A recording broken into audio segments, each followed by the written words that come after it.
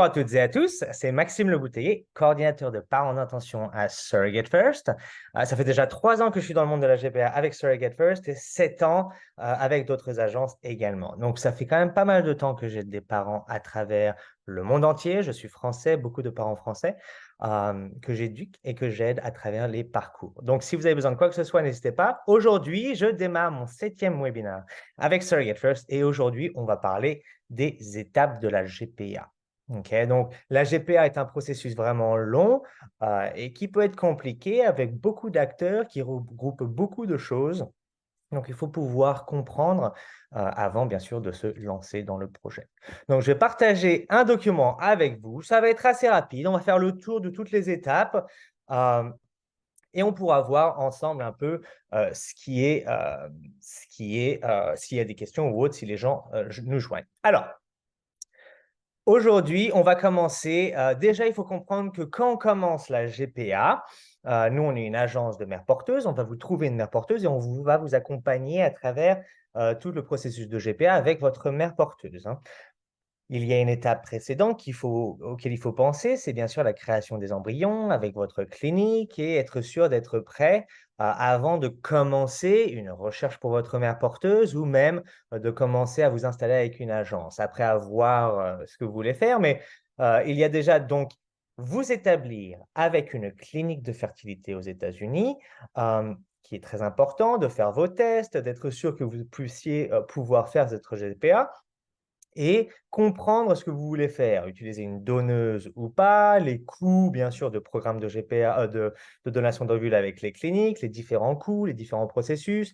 Donc, la création des embryons avec votre donneuse ou votre propre donation d'ovules sera faite avant le commencement de cette GPA, gestation pour autrui, avec une agence GPA. Après, il faut comprendre qu'il y a des agences qui offrent des donneuses. Donc, à vous de voir si vous voulez créer des embryons à travers une agence qui vous donnera une donneuse et la clinique, ou seulement la clinique qui vous donnera une base de données de donneuses avec des donneuses s'ils ont un programme disponible de ce genre.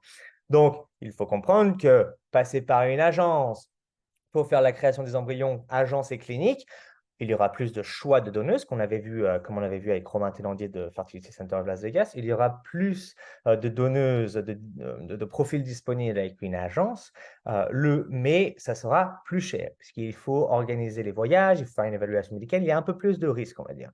Si on passe directement par une clinique, la base de données de donneuses est plus petite, le coût est moins cher, mais il y a moins de donneuses. Donc ça, c'est à comprendre. Vous pouvez regarder les autres webinaires qu'on a fait dans le passé. Ça, c'est la première étape. Création des embryons avec une clinique et ou avec une agence, il faut comprendre. Mais ça, c'est votre première étape. Après, il faut comprendre les embryons, est-ce qu'on va les tester ou pas? Et ça, vous pourrez parler à votre clinique de voir un peu les avantages et les désavantages du test. OK. Donc, une fois qu'on a nos embryons, on peut commencer avec une agence GPA comme la nôtre, Surrogate First, qui vous aideront à trouver votre mère porteuse. Donc, la première étape, vraiment, c'est la création de votre profil. Vous allez créer votre profil, mettre toutes vos photos, écrire une lettre pour votre mère porteuse. Une fois que votre profil est complet, il est confirmé et on peut généralement commencer une recherche. Avec Surrogate First, il faut signer le contrat de l'agence qui n'a pas d'exclusivité, il n'a pas d'engagement financier. Donc, c'est juste commencer une recherche qui protège la base de données de mère porteuse à laquelle je vous donnerai accès. Donc, peut-être qu'avec Surrogate First, c'est un peu différent, mais généralement, c'est la création du profil et la recherche de la mère porteuse.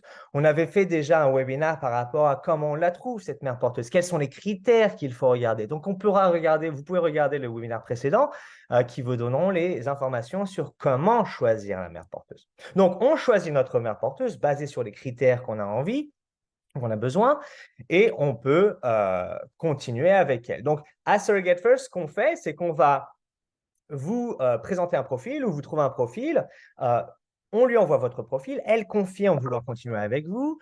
Une fois qu'elle a confirmé vouloir continuer avec vous, ce qu'on va faire, c'est qu'on va envoyer tous les dossiers médicaux à votre clinique qui va faire la revue des dossiers médicaux. Il n'y a pas de coût, ok? C'est vraiment gratuit. Ils font la revue des dossiers, ils reviennent vers nous, ils nous disent oui ou non, on peut continuer avec cette mère porteuse. Sinon, on recommence. Si oui, on continue. On peut continuer avec un match meeting. Donc, le match meeting, j'ai également fait un webinaire par par rapport au match meeting, c'est vraiment être sûr qu'on est sur la même longueur d'onde avec la mère porteuse et être sûr qu'on a les mêmes critères, les mêmes valeurs et autres. Donc, on fait ce match meeting qui dure 45 minutes à peu près. Je guide le meeting, je pose toutes les questions, être sûr qu'on répond à peu près la même chose, qu'on est tous sur la même longueur d'onde, OK. Et on a 24 heures pour dire oui ou non. Si oui, c'est un official match et on peut commencer l'aventure officiellement ensemble. Donc, la première moitié des frais d'agence, on ouvre un compte séquestre, on fonde le compte séquestre avec 10 000 $. Très bien. Donc, tout ça, on commence maintenant l'aventure officiellement une fois qu'on a matché avec notre mère porteuse. Donc, la première étape est généralement l'évaluation psychologique que nous, on fait pendant le matching avec Surrogate First, mais évaluation psychologique, c'est la première étape généralement de la GPA où elle va être testée avec un psychologue. Une fois qu'elle a passé son examen psychologique, elle est validée, on peut l'envoyer à la clinique. Elle peut voyager à la clinique.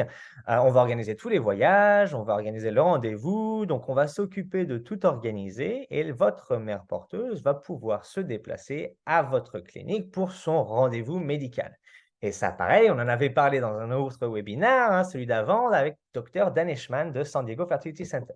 Donc, ils vont faire l'évaluation médicale, tous les tests nécessaires, échographie ou échographie saline, ou les autres termes qu'il avait utilisés, les prises de sang. Beaucoup de tests sont faits sur la mère porteuse pour être sûr que ce soit une bonne candidate. OK. Une fois que la clinique a fait son évaluation médicale, ils peuvent, ça c'est un risque, il faut le comprendre, dire oui ou non. S'il lui dit oui, très bien, ils approuvent médicalement la mère porteuse avec laquelle on travaille, on peut continuer. Sinon, il faut retrouver une mère porteuse. Donc, on recommence depuis le début. Avec Surrogate First, il n'y a pas de frais, extra frais de frais additionnels pour pouvoir vous retrouver une mère porteuse. On veut retrouver une mère porteuse sans frais additionnels.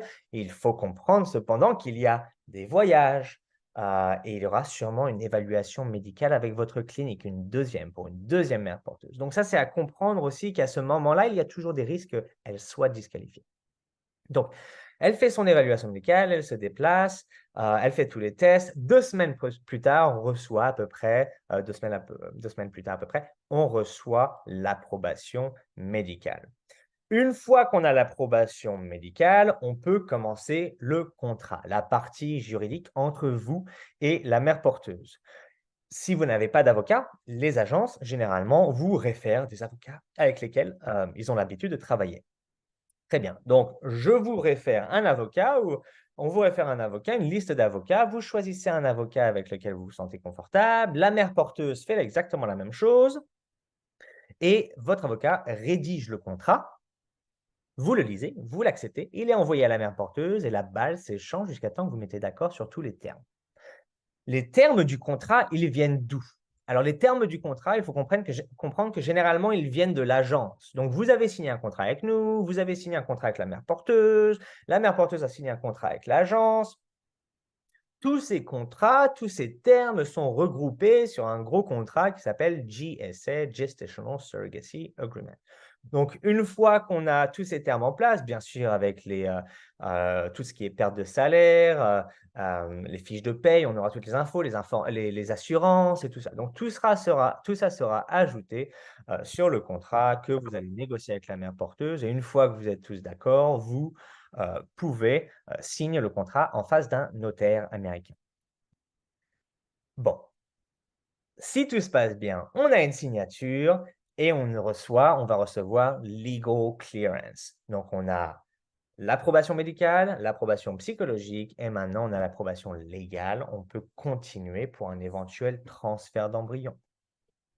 C'est là où l'agence, généralement, être sûr, pendant le contrat également, être sûr de savoir ce qu'on va faire pour tout ce qui est assurance santé. Donc ça, je vais faire un webinaire pour l'assurance santé. Il me semble que c'est le prochain à voir, mais l'assurance santé, ça sera un point qu'on abordera ensemble pour comprendre comment ça se passe. Mais on va prendre l'assurance santé, on va prendre une assurance vie, une assurance perte d'organes qui est jumelée avec l'assurance vie et on va également fonder le compte séquestre. Donc, avec Surrogate First, on demande un gros montant. C'est un gros montant qu'on demande avant de pouvoir tomber enceinte, qui est à peu près qui est 45 000 $ plus la compensation de la mère porteuse. En sachant que les mères porteuses commence avec une compensation à 40 000 $, il y aura un minimum de 85 000 $ à mettre sur un compte séquestre qui pourra distribuer au fur et à mesure du parcours les montants nécessaires à la mère porteuse ou autre. Une fois que le compte séquestre est fondé, une fois qu'on a toutes les assurances, on peut continuer l'aventure. Donc, c'est là où votre clinique va prévoir l'évaluation médicale, pardon, le traitement et donc un futur transfert d'embryon avec votre mère porteuse. Ah, et alors, il faut comprendre que une fois, une fois que la mère porteuse est prête avec les médicaments, son corps a bien réagi aux médicaments, elle est suivie bien sûr pendant les médicaments par une clinique locale. Une fois, j'essaie de trouver la suite du document, je ne sais pas pourquoi ça ne marchait pas, très bien. Alors, une fois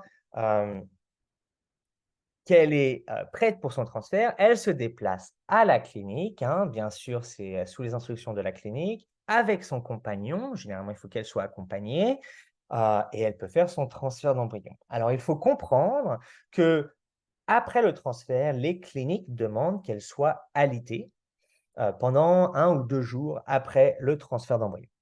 Si elle habite loin de la clinique, il faut qu'elle prenne un hôtel. Si elle habite près de la clinique, elle peut rentrer chez elle. Donc là, il va y avoir des différences de coûts, bien sûr, pour l'évaluation médicale, la distance avec la mère porteuse, et tout ce qui est transfert, pour tout ce qui est hôtel et autres. Bon. Une fois qu'elle fait son transfert, elle se repose 2 jours. 7 jours plus tard, il va y avoir un premier test de grossesse. 2 jours plus tard, après le premier test, un deuxième test, en espérant confirmer que les tests de grossesse sont bien positifs. Une fois qu'on confirme qu'ils sont positifs, on peut attendre 4 à 6 semaines après le transfert pour faire une première échographie. Et ça sera l'échographie du battement de cœur. Donc, c'est une fois qu'on a confirmé le battement de cœur que la mère porteuse va en fait être transférée à son obstétricien. Donc, votre clinique a rempli son contrat, ils vous ont créé vos embryons, ils vous ont rendu enceinte, on a tout confirmé et elle est transférée à son obstétricien et suivie comme une grossesse normale. Elle a de plus en plus de rendez-vous à travers la grossesse, d'accord, à travers les semaines.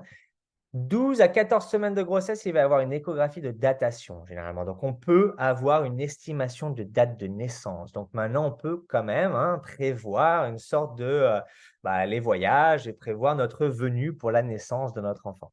Donc, elle fait cette échographie, elle continue, de plus en plus de rendez-vous. Autour de 20 semaines de grossesse, elle va faire l'échographie 3D, 4D, qui est parfois demandée, enfin souvent demandée par les parents pour voir si tout se passe bien et avoir une image claire du bébé, qui peut être assez dingue d'ailleurs.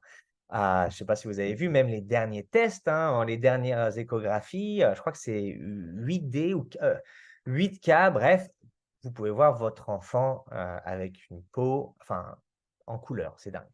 Donc, vous faites tous ces examens si vous le voulez, ces échographies, ces différentes étapes où on peut confirmer que l'enfant est en bonne santé et l'accouchement arrive.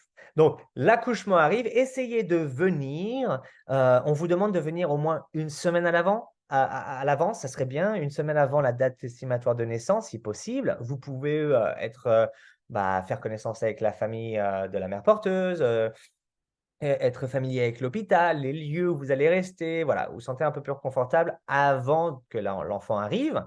L'enfant arrive et là, on demande de rester un minimum de 3 semaines après la naissance pour pouvoir récupérer tous les papiers. Donc, entre 14 et 20 semaines de grossesse, autour de 14 semaines de grossesse, pardon, il va y avoir en fait ce qui est la création du pre-birth order. Ça, c'est votre avocat qui s'en chargera. Le pre-birth order, c'est un document qui est créé pendant la grossesse qui vous donne tous les droits sur l'enfant pendant la grossesse et à la naissance. Vous aurez les droits sur l'enfant, accès à l'enfant, un bracelet qui vous donne accès, les droits sur la décision médicale de l'enfant. Et quand l'enfant est prêt à sortir de l'hôpital, vous le sortez de l'hôpital. La seule chose que ce pre-birth order ne fait pas, c'est de mettre vos noms sur le certificat de naissance. Donc ça sera fait 2 jours après la naissance par votre avocat également, création d'un post-birth order qui mettra vos noms sur le certificat de naissance et 10 jours après la naissance, on devrait recevoir un certificat de naissance. Ensuite, il y a la démarche du passeport. Donc, pour la démarche du passeport, il faut comprendre qu'il y a plusieurs choix, plusieurs options. Il y en a qui peuvent être plus longues que d'autres. Les démarches à suivre pour le passeport, certaines les parents n'ont pas besoin de faire grand-chose, d'autres, ils ont besoin de se déplacer dans l'agence de passeport. Donc, selon la rapidité à laquelle vous voulez que les choses se fassent et aussi le montant, puisque le plus rapide, généralement, c'est le plus cher. Mais on peut essayer de prévoir d'avoir un passeport qui arrive assez rapidement. Le plus rapide, c'est sous les 72 heures avant le départ et on peut avoir un justificatif d'urgence avec le billet d'avion et on peut se déplacer dans l'agence de passeport avec son enfant et faire la démarche du passeport et recevoir le passeport dans la journée. Bon, ça, c'est un cas qui est possible, hein, on pourra en reparler et vous pourrez parler à des avocats également qui pourront vous donner des infos, mais il y a plusieurs options. Alors, après la naissance, donc vous rentrez chez vous une fois que vous avez le feu vert, que tout est bon, vous avez tous les papiers. Il faut savoir que juste après la naissance, pendant votre séjour aux États-Unis, il est possible de demander à la mère porteuse de pomper du lait maternel que vous pourrez nourrir au biberon avec votre enfant. À votre enfant. Donc, du coup, votre enfant peut recevoir du lait maternel. Généralement, les premiers laits sont bons, hein. C'est assez c'est bénéfique pour l'enfant avec tout ce qui est colostrum, les hormones et autres. Donc, ça, c'est possible de faire le pompage du lait maternel, mais il faut comprendre qu'il y a une rémunération, une compensation qui est donnée à la mère porteuse.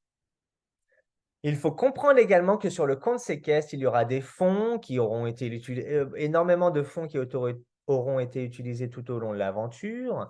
Mais après la naissance, il faut laisser dans le compte séquestre une balance, des fonds minimum de 10 000 $ pour pouvoir payer toutes les factures hospitalières. Les factures hospitalières mettent énormément de temps à arriver. Ça peut aller jusqu'à 1 an.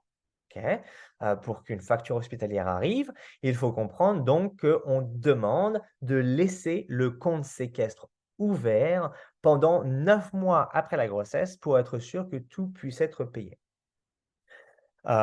Il faut comprendre également par rapport à l'assurance santé enfant que cette assurance doit être prise bien avant la grossesse, pendant le contrat ou 2 mois avant le transfert, il me semble, ou parfois pendant la grossesse selon l'assurance santé enfant que vous avez pris.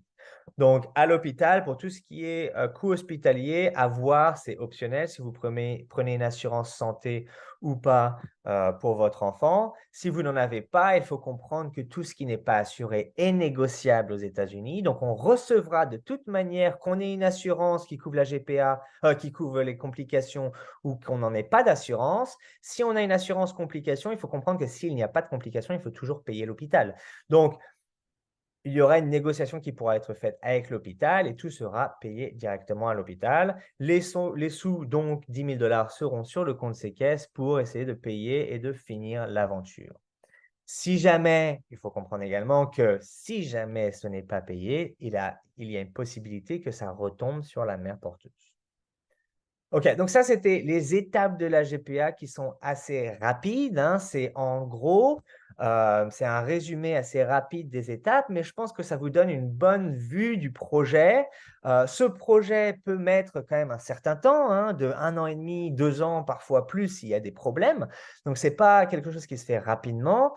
La GPA, c'est quelque chose qu'il faut comprendre également que c'est du stop and go, c'est-à-dire que on choisit une mère porteuse, on attend qu'elle soit préapprouvée. On a la préapprobation, on va faire un match meeting. Attendre que le match meeting se passe en espérant qu'elle revienne vers nous avec un oui et que oui, pareil pour vous.